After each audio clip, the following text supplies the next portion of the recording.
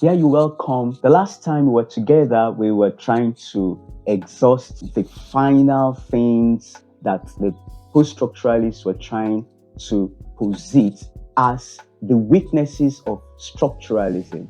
And they were talking about the fact that you don't have any way in which you can arrive at the meaning. You can only talk about meanings or disseminations rather than talking about the fixed meanings of things. Also, I was trying to explore what Derrida was positing in his deconstructive methodology. By the way, deconstruction is not, like Derrida will say, it's not a theory, it is a practice. It's a way in which textual analysis is performed in such bent that disallows emetic meaning making, that is, fixed meaning making, that allows the textuality of the text in its endlessness, and then also objects to any form of metaphysics of presence. That's what Derrida would call it, the metaphysics of presence.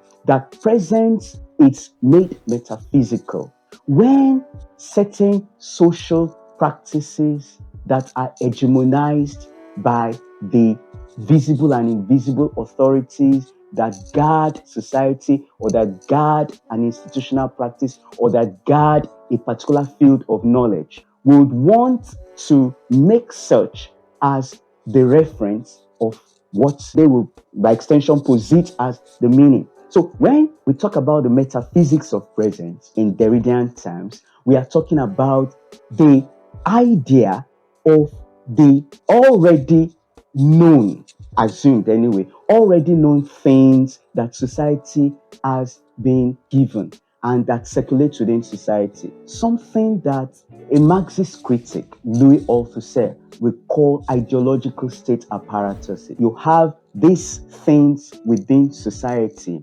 that allow not a totalitarian imposition of knowledge, but rather, circulates that knowledge in such a way that becomes normalized within society and it's taken as commonsensical at the end of the day. For example, ideas about religion or certain religious practices, cultural practices like, marriage, rites of passage, so to speak, when they will tell you there are certain rites, certain things you ought to do upon the occasion of the birth of a child or marriage or, funeral. And this goes around as being commonsensical. Okay. And virtually every society in the world have their own rites of passage located in certain, social practices. So these things, when they become what you can't look at differently, they become metaphysical and they present themselves as present. They are logocentric. So this constitutes the metaphysics of presence. Now, we want to continue from where we stopped the Derridian exploration of deconstruction. Now, deconstruction even goes to Saussure from Derrida at the point where he actually begins to engage that dominance of speech as a way in which we could talk about presence. In other words, presence itself becomes problematic in deconstructive methodology, in deconstructive reading. Why? The idea of speech is already put within the fabric of presence and brought within the realm of something that appropriates to a kind of spiritual essence that is very difficult to be broken. In fact, it becomes something that everybody sees as very, normal in society. People will tell you that speech goes beyond writing in actual communication of people. For example, you don't go around society writing to the next person you want to communicate with on the road. Where are you going to? And then the person writes something, but that would be very funny. So the idea of speech being beyond writtenness becomes very, very, taken for granted, becomes metaphysical in productions of, the media, so to speak, the primary media that people relate with, either textually or in other ways that are institutionalized or professionalized within social practice. But then, what is the essence, or rather, what is the take of writing? How does writing come in here? People like, a number of people will, of this mode of thinking, will assume, just like assumed by Saussure, okay, and also assumed by a number of practitioners that will look at media and communication. They will tell you that writing perhaps is an accident. Writing is something that a society must be trained to do, therefore, it's not self present. Writing ought to be learned and practice deployed, and writing is not something that you might say is in every group of humanity. There are people who are not lettered enough to write, and there are others that are lettered to write. But when you talk about speech, you needn't go to school to learn speech. You even grow with it right from scratch. But here comes Derrida again. Deconstruction can be very interesting, and it can bring our mind to certain ways of rethinking given practices. Derrida begins to interrogate that stance of the conceived validity of speech having prominence over writing. It comes by talking about the idea of supplement, that when the attackers of writing, okay, in relation to speech, relegate it to a secondary place, that they are actually not doing a good service to language and communication.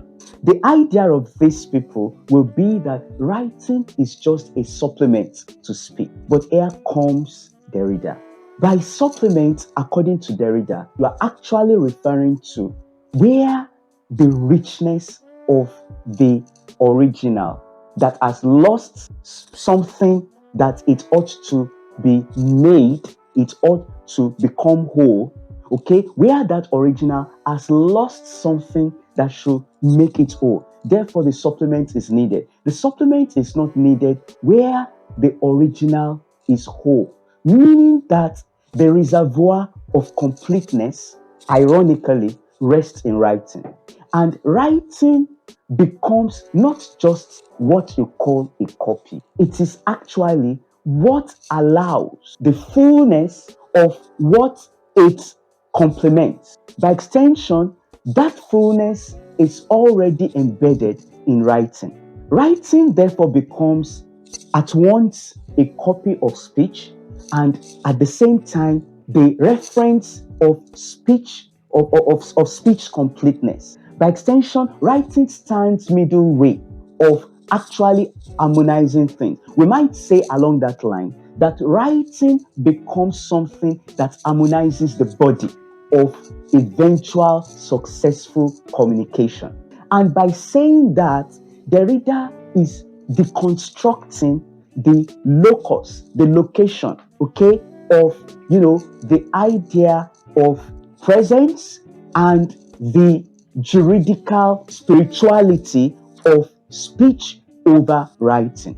It also extends to the play of the parole, the play of the parole in meaning making. While writing could be a supplement, it is at the same time, okay, the element, of the completion of what communication requires to be always there. By extension, writing becomes a kind of locus of what we have seen as difference. Now, in talking about all this, what Derrida also does is that there is no more a particular way in which language or the text assumes a signification.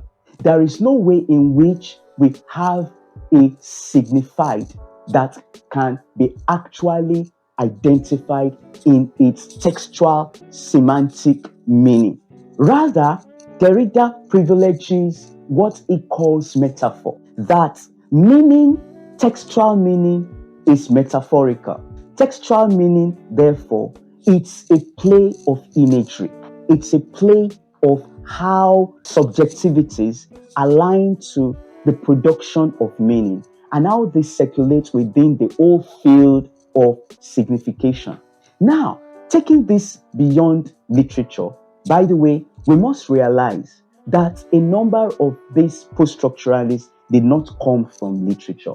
Derrida actually happened to be a particular critic that was born in Algeria by some Jewish parents and had a transatlantic experience that moved beyond Algeria in Africa to places in Europe, in the United States. He was once with Harvard University. He also lectured in Europe, and he had a kind of continental experience that actually allowed him to be a kind of deconstructive intertext, an embodied deconstructive intertext. So when Derrida talks about meaning, meaning itself and difference itself does not have a particular knowability.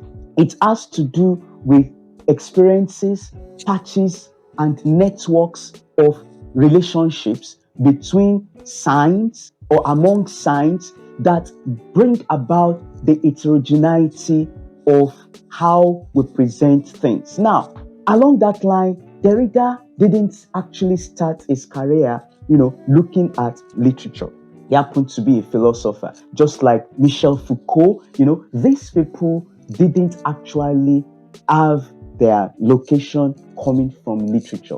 And this also applies to a number of critics that have found their rhythms moving from one particular field to the other and then translating their experiences into another field that they find themselves in.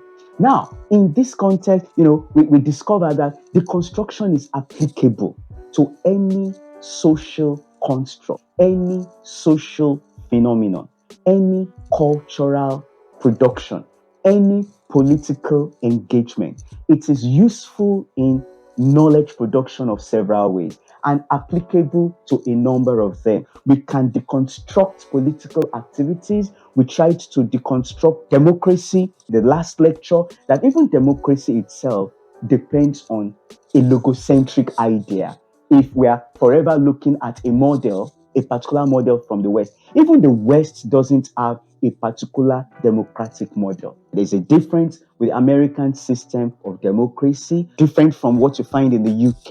You can differentiate that from what happens in Canada and so on and so forth, and France. So even democracy has its own signifiers, and it has, at the end of the day, its own metaphors. The metaphors of meaning. If you come to places like, you are going to Asia, you are going to places in India, or you come to Africa, I dare tell you that democracy is something that might be strange if somebody coming from the West observes how it is run in these spaces. So we have a situation where deconstruction allows us to engage fixities, to look at alternatives, and then to even rupture.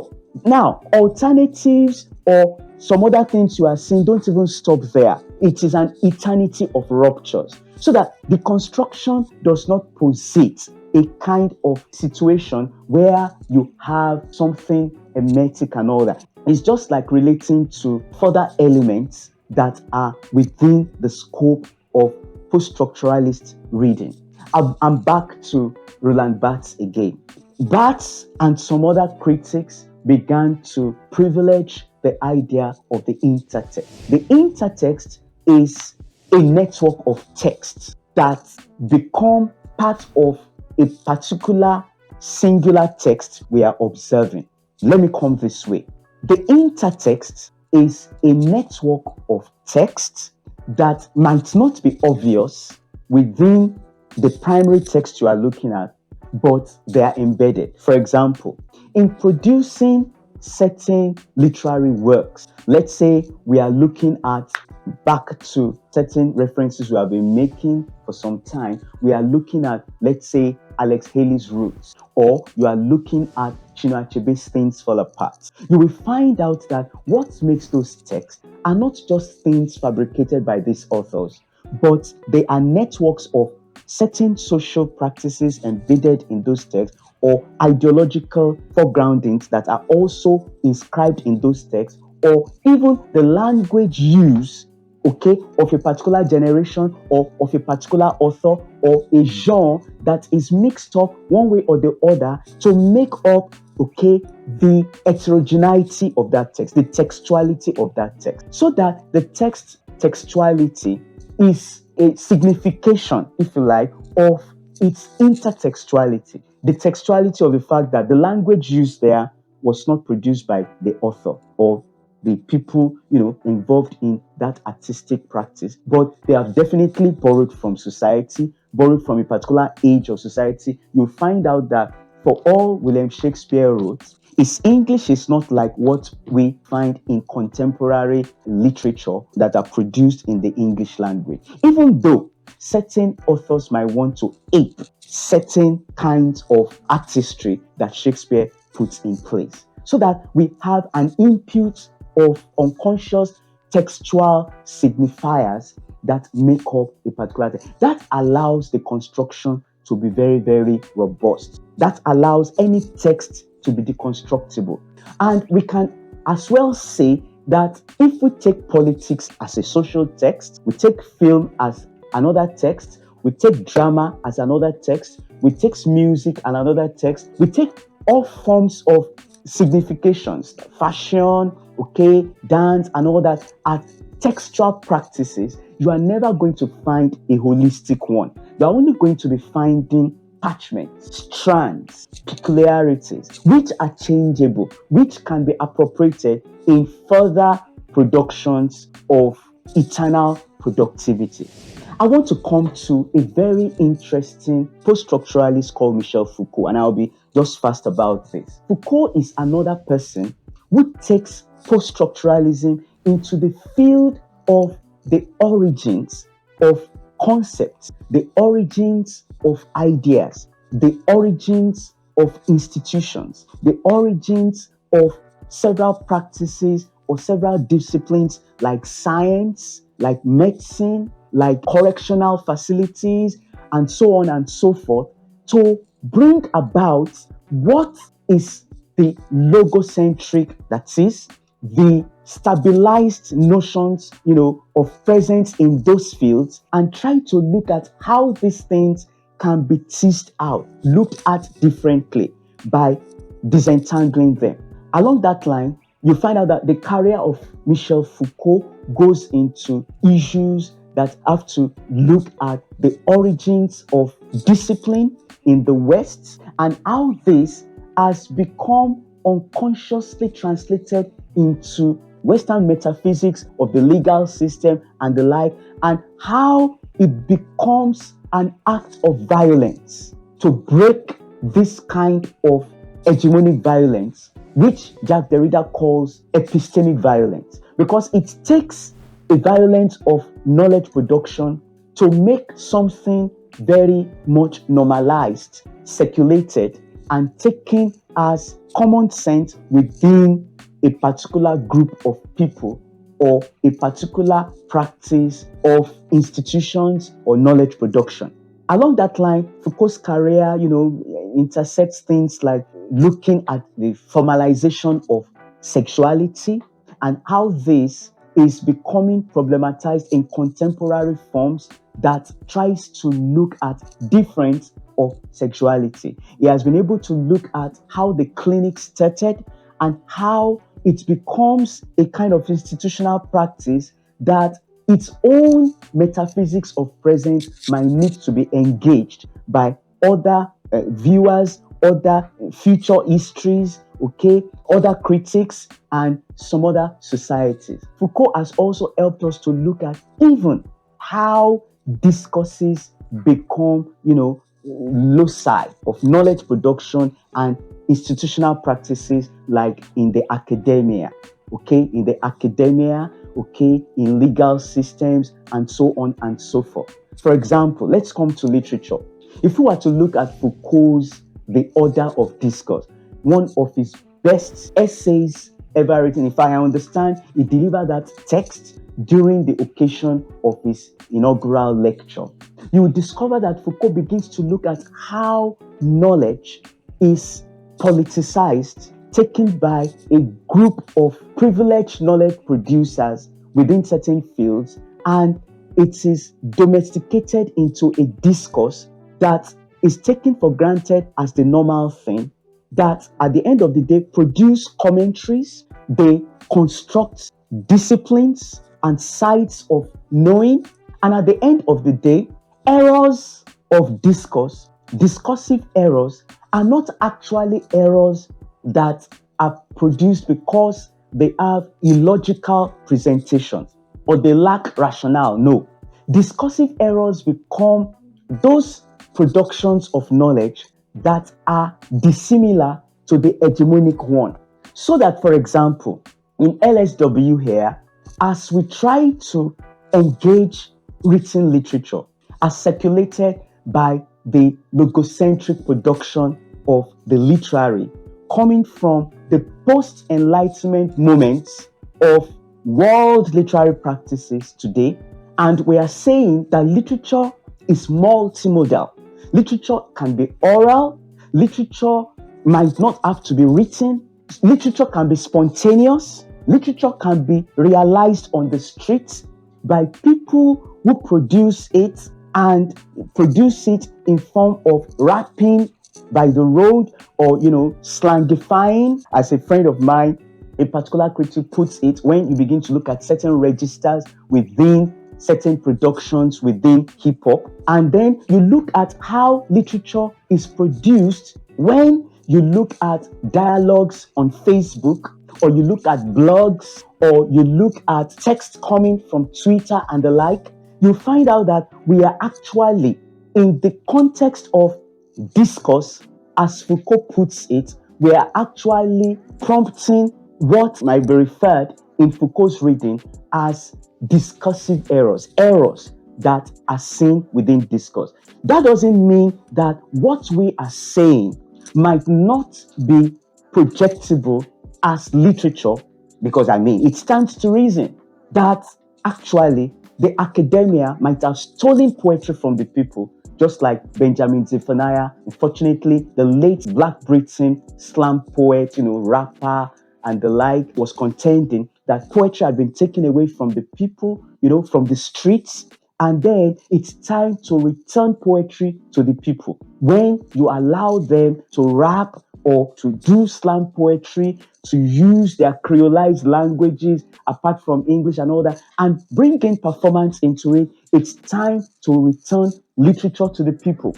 When we say this kind of thing, it might be seen in Foucauldian terms as a kind of error within discourse, because the main discourse is saying that literature is a written phenomenon. It's something that is actually taken as a sign of literacy. You actually find the practitioners and the readers of literature having necessarily to have gone through the Western school system anywhere in the world.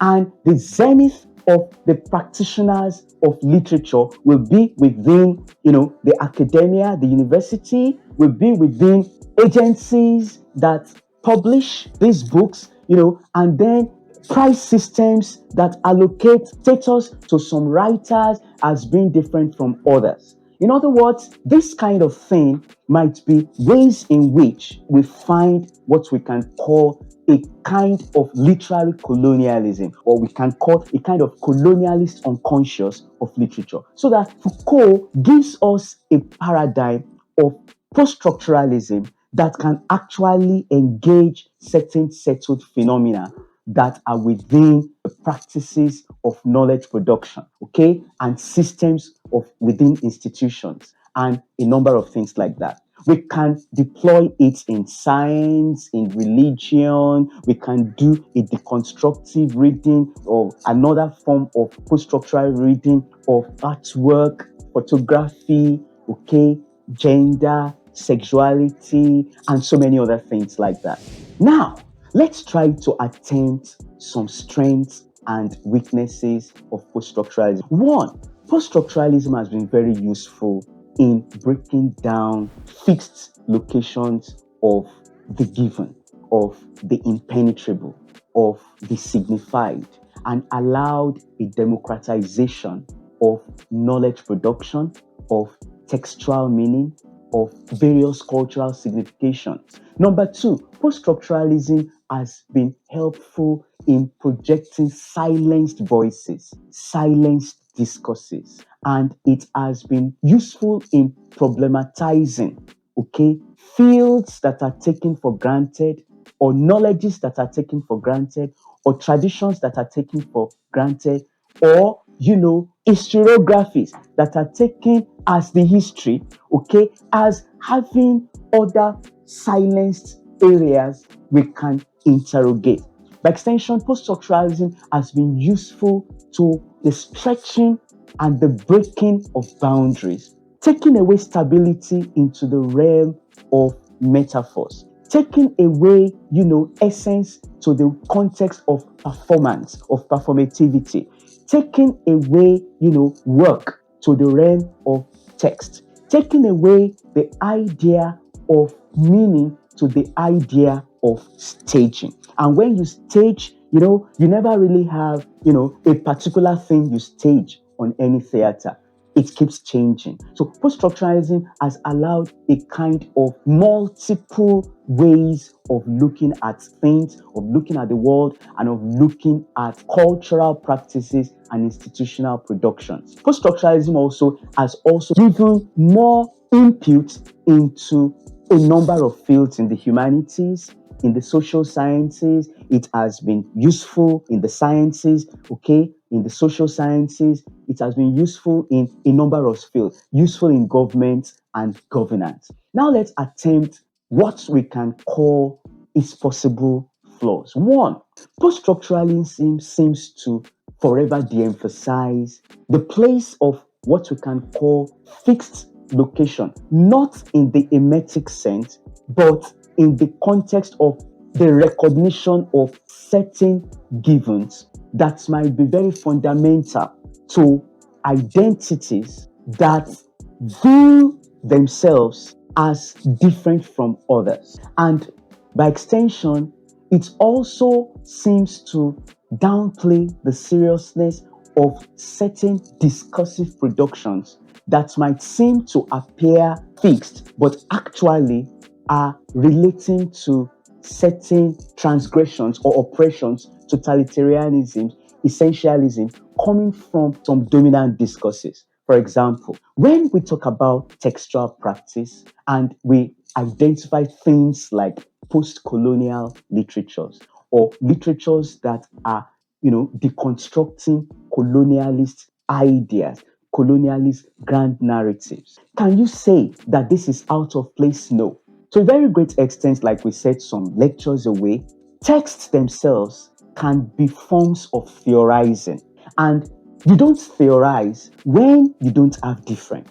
And certain forms of theories are ways in which, identities are reformulated or certain identities are redeemed. We can argue that things fall apart, for example, or texts like, R.K. Narayan's The Horse and Two Goats, or texts by Ngugi wa Thiong'o of Kenya that actually interrogates colonialism. At times, neo-colonialism can be read absolutely away from the discourse of post-colonialism, the actual engagement with colonialist discourse. Yes, we can talk about, some feminist views within this. We can talk about some deconstructive views of the very idea of difference, but we cannot deny the fact that certain forms of differences must engage some essentialist and oppressive discourses headlong and see themselves like that as compacted.